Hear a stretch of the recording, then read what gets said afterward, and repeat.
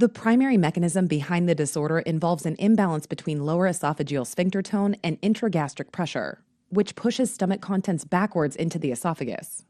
Yep, that lower esophageal sphincter is as loose as that lower drawstring. Just letting it all hang out. Just look away. Anything that decreases the lower esophageal sphincter tone or increases intragastric pressure increases the risk for GERD. Risk factors that reduce sphincter tone include smoking, alcohol, caffeine, fatty foods, chocolate and tomato products, and pregnancy. Factors that increase intragastric pressure include pregnancy, obesity, and hiatal hernias. Remember hiatal hernias over at the Hit a Mouse machine? Patients commonly present with non-cardiac chest pain such as heartburn or indigestion. If the reflux makes it all the way up the esophagus, some patients may report a sour taste in their mouth called water brash. This is a regurgitation of an accumulation of saliva from the lower esophagus, often with acidic contents from the stomach. When acid reflux reaches the oropharynx, it can erode the dental enamel, causing cavities, and be aspirated into the airway, causing respiratory symptoms. When this happens, patients may also complain of nocturnal cough or nocturnal asthma, which is a pretty specific sign. If a patient presents with adult-onset asthma, especially with other GI symptoms, GERD should be high on the differential. And remember, always ask about nighttime symptoms, even just a simple cough. If left untreated, severe GERD can progress to erosive esophagitis and esophageal ulcers. See that girl wringing his neck? Dysphagia, which usually means difficulty swallowing without pain, is normal with GERD. Odynophagia, or painful swallowing, like burning pizza sliding its way down your esophagus, along with nausea, vomiting, and a globus sensation, which means a feeling of something being stuck in your throat, are not good. These are all advanced symptoms of erosive esophagitis and possibly even ulceration. Time to get a scope down there and look around. On histology, you usually won't see much, and the mucosa will look pretty normal.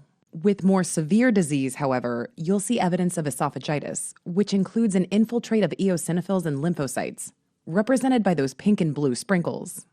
You also might find elongation of the papillae, those fingers of the lamina propria that project up into the epithelium, as well as hypertrophy of the basal cells that directly overlie the lamina propria, a thick, yummy frosting layer. Oh my gosh, shh, it's starting! The perfect end to a perfect night. The Country Barrett's animatronics show. One of the most important consequences of chronic untreated GERD is the development of Barrett esophagus. This is the name given to intestinal metaplasia of the distal esophagus, wherein the normal stratified squamous epithelium of the esophagus is replaced by columnar intestinal epithelium with goblet cell hyperplasia. This is all shown on the right. The squamous tile represents the stratified squamous epithelium that lines the normal esophagus. All of a sudden, we run into columnar epithelium at the stage in the back. Not only that, multiple drinks are scattered up there, representing the corresponding goblet cell hyperplasia. Well, columnar cells with lots of goblet cells looks pretty much like the histology of the intestinal tract, hence the name intestinal metaplasia. And what better way to show intestinal metaplasia than a bunch of metal intestines? Yeah, it destroys the magic a bit, doesn't it? Histologically, Barrett esophagus is characterized by patches of red, velvety mucosa extending upward from the GE junction, kinda like the velvety red curtain extending from the floor. The metaplastic intestinal mucosa is that red part, rising up and meeting the pale, normal squamous epithelium. Barrett's esophagus is also a major risk factor for dysplasia and, eventually, carcinoma of the esophagus. Now, it's important to remember the distinction between metaplasia and dysplasia. Metaplasia is simply the transformation of one cell type into another. While not necessarily a good sign, metaplasia is, by definition, a benign process. Dysplasia, on the other hand, heralds the development of carcinoma. In dysplasia, cellular and genomic changes start to transform previously benign cells into malignant ones, which turn into a disorganized, dedifferentiated, hyperchromic mess. At Sketchy, we distinguish dysplastic tile from regular or metaplastic tile by making it look disgusting. Just check out the grimy, disgusting dysplastic tile in the back.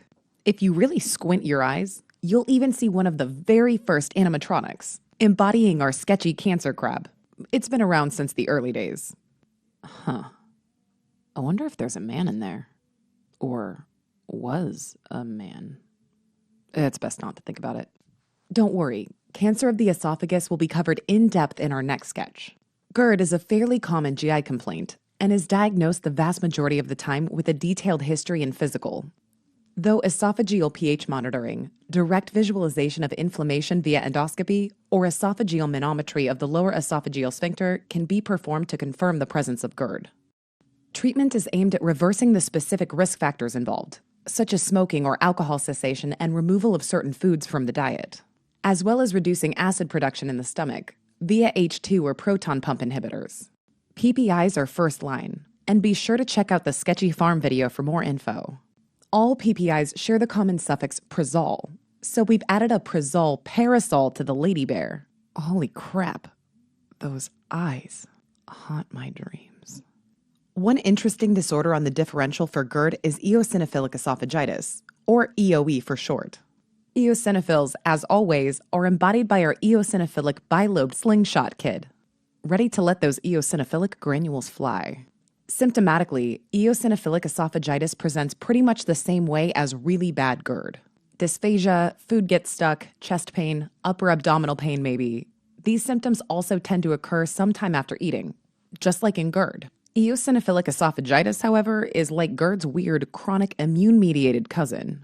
And fortunately, there are several crucial differences between GERD and EOE.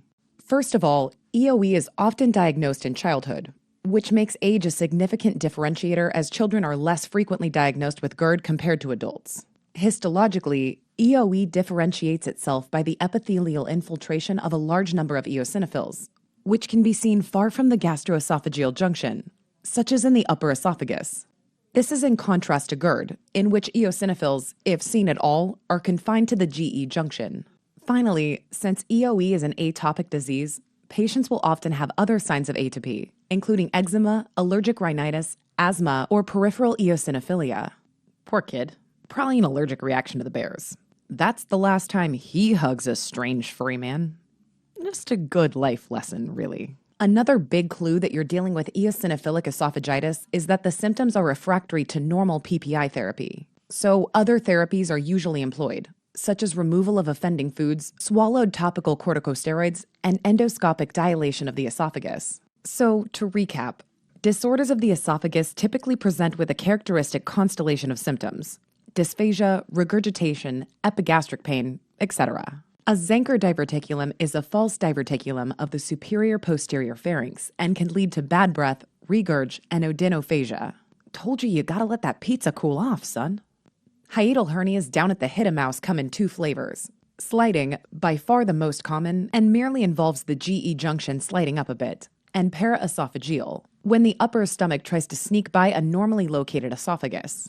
Both cause the typical symptoms of GERD, and while vomiting and retching are typically more annoying than anything, small mucosal tears, Mallory-Weiss tears, or devastating Boerhaave rupture can occur if severe enough. By far the most common esophageal pathology seen is GERD, which, remember, is an imbalance in LES tone and intragastric pressure.